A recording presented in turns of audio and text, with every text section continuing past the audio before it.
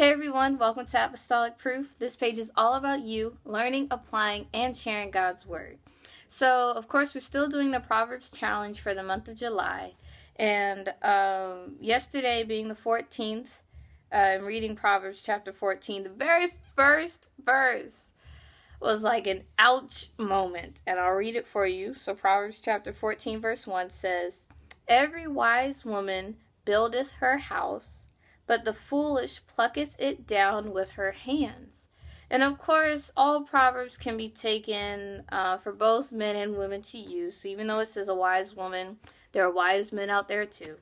So I'll say, every wise person buildeth their house, but a foolish plucketh it down with their own hands. And so I don't even know where to begin with that verse. It just, I guess in essence, if you're wise, you know, you're contributing to yourself as well as others around you. But the foolish make a mess with their own hands, meaning they're the ones causing the problem. And the thing that I could think about with this verse is accountability.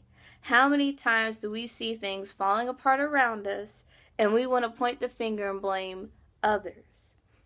And the instance that I thought of as a Bible story that relates to this is just Adam and Eve in the Garden of Eden. When Eve took of the fruit from the serpent and ate it, and then gave it to Adam to eat, and when God was like, "What happened?" Adam said, "Eve made me do it." And Eve said, "The serpent made me do it." And so all they did was point fingers, when Adam should have said, "You know what, even though Eve offered it to me, I shouldn't have eaten it." And Eve could have said, "Even though the serpent made it seem pleasant, I shouldn't have listened." And so we don't realize how often we make a mess ourselves. And so I encourage you, I guess this week, to keep verse 1 in mind. The foolish plucketh it down with their own hands. We don't realize that the mess that we see around us, any circumstances that aren't pleasant, evaluate it and see, how could I have done things differently? What did I do to make it this bad, to make it like this? So accountability, I guess, is the word for the day.